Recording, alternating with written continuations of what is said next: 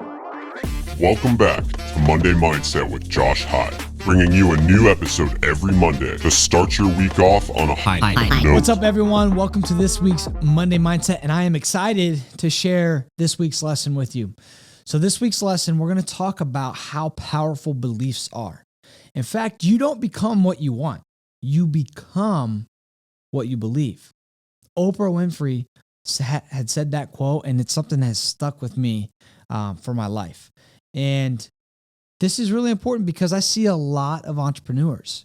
Heck, I see a lot of salespeople. I see a lot of team members who fail because they have a false belief, right? And they believe that this false belief is reality. And because they believe it's reality, it's what they live. And I'll share some examples with you. You know, a lot of times I see people think or say to themselves, especially entrepreneurs, I'm not a good leader. And it makes sense as to why they think that they're not a good leader. You know, it's funny how this works and how our human mind works. Because as adults, what we do to validate whether we can or can't do something is we look back at our previous experience. So if I'm questioning, can I lead people or am I not a good leader? I'm going to go back and look at my past and say, well, I led people and it worked. So yes, I can. Or I might look in the past and say, you know what? I've never managed or led people. Therefore, I can't do it. Now, this is the exact opposite of what we do as kids. So think of an infant or a baby who's trying to learn how to walk for the first time, right? If they were to take that same mindset of, hey, can I walk? Well, let's look in my past. Have I ever walked before? No. So therefore I can't walk, and then they just quit. That's not what happens though. And it's the same for riding a bike. Think of a kid learning how to ride a bike. How scary is it to know that you could fall, bust your face, break bones, but yet something pushes us past that fear. Something pushes us to the point to learn how to do it. And what I want to challenge you with is what makes the kid so different from the adult? Think about that for a moment. Where in our life did we flip this framework around? Because the 1-year-old learning how to walk has no fear of learning how to walk. In fact, it's bound determined to learn how to walk. And the kid learning how to ride a bike overcomes the fear of breaking limbs, breaking bones, to learn how to ride a bike. But why? Well, you might look at the kid and think, well, he wants to learn how to ride a bike because riding a bike is fun. Well, it's not that.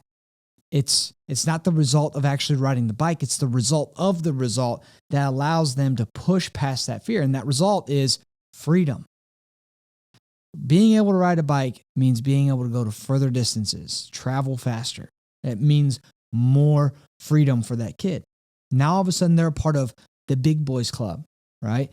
So the key in this is that as young children, we're able to push past barriers and push ourselves to do things that we could have never even imagined as kids because it meant something to us. And it meant something extremely important to us. And it mattered enough to push past those barriers. So as adults, what's the key? What's the hack into pushing past our barriers? It's make sure that you find a reason, right? The why behind it. Like, why are we doing this? Why do I want to learn how to manage people? Why do I want to become a leader? Well, if it matters enough to you, you'll figure it out. In fact, if it matters enough to you, you'll find someone to model after. You'll find someone who's doing it, who's successful at it. You'll watch or learn from them, and then you'll go implement what they do. You'll model their behaviors, you'll model their actions, you'll model their decisions. But again, it has to mean something. It has to mean something to you. So something I talk about all the time is there's this 3-step process into getting what we want, especially from an entrepreneurial lens.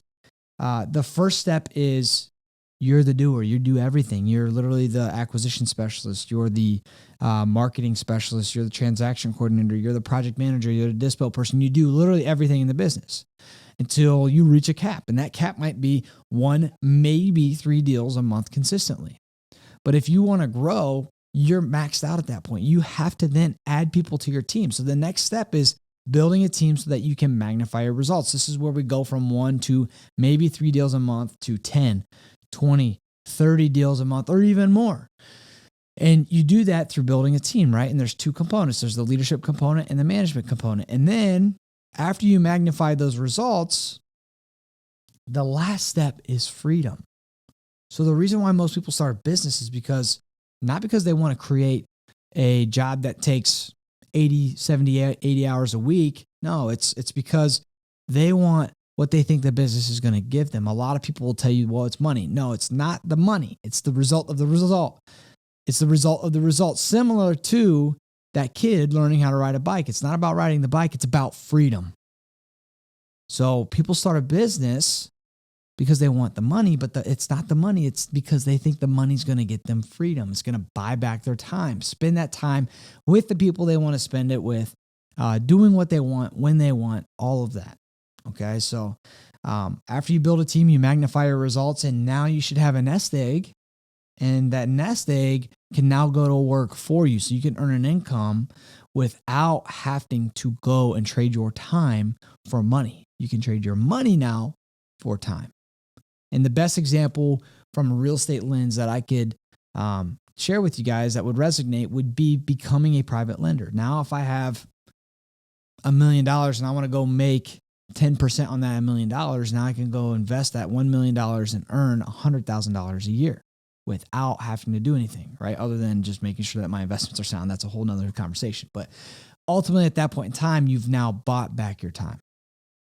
And that's the key. So remember, the hack here is if it matters enough to you, you'll find a way. And in order to find a way, find someone who's already doing what you want to do and model after them. Okay? Do the same behaviors that they have, the same habits, make the same decisions that they make based on data, right? And that will ultimately help you get to where you want to go. What got us here isn't going to get us there.